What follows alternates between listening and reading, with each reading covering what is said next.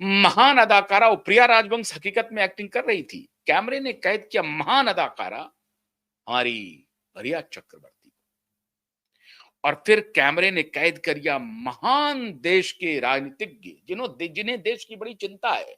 अभी बिहार चुनाव के बाद वो इलेक्शन कमीशन पर बयानबाजी कर रहे थे।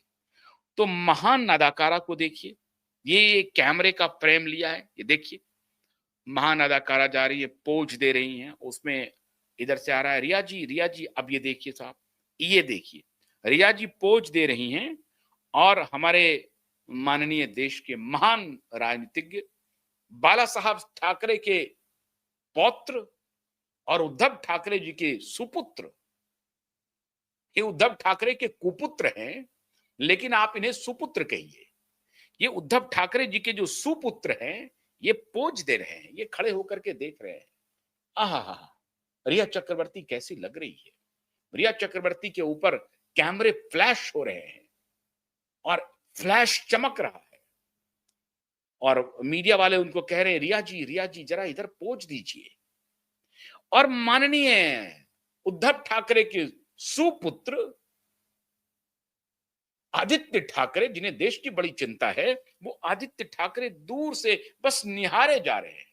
और ये तो बस एक संयोग हो गया जी, ये तो स्क्रीनिंग थी, बहुत सारे लोग आमंत्रित थे, रिया भी पहुंची, आदित्य भी वहां पहुंच के, कौन सी बड़ी बात हो गई। लेकिन बड़ी बात यह है कि रिया चक्रवर्ती के वकील ने रिप्लाई किया था कि वो आदित्य ठाकरे को नहीं जानती है।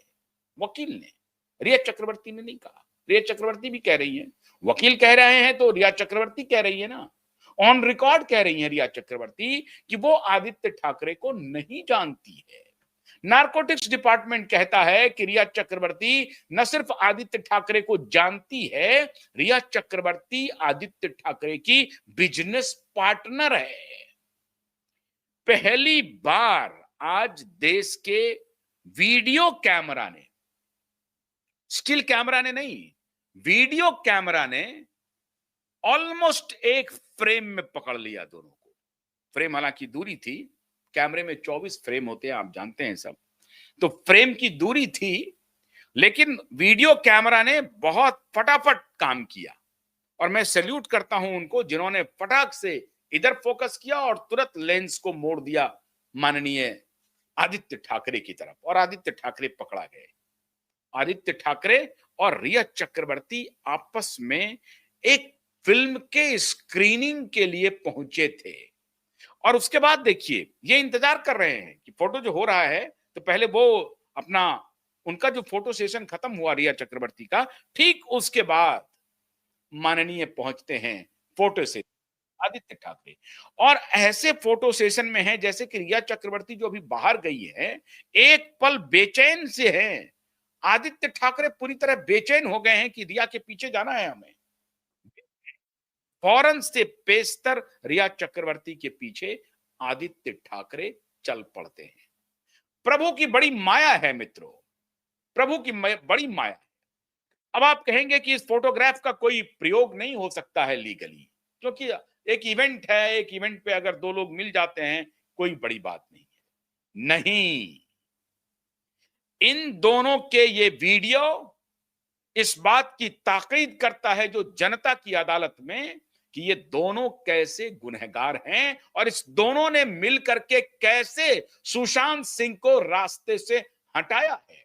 अब फरहान अख्तर, इस फिल्म को जो प्रोड्यूस किया है रितेश सिधवानी जी ने और बाकी एक्सेल एंटरटेनमेंट करके है एक कंपनी, उसके पीछे भी है एक्सेल एंटरटेनमेंट, रितेश सिधवानी, फरहान अख्तर, आमिर खान, सलमान खान, इन सबका एक गैंग है।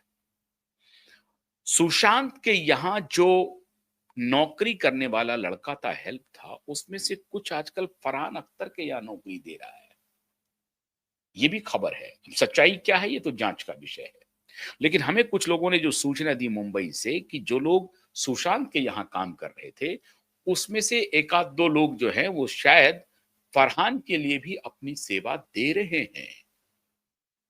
तो सुशांत के यहां जो काम करने के लिए गया था, आखिर में जितने लोग काम कर रहे थे वो सब रिया चक्रवर्ती के द्वारा लाए गए थे और रिया चक्रवर्ती इस बात को डिनाई करती रही है।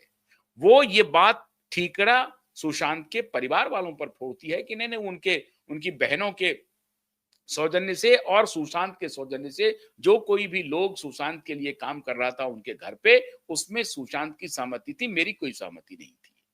लेकिन सच्चाई यह है मित्रों कि ये फरहान अख्तर के फिल्म में रिया चक्रवर्ती है कौन?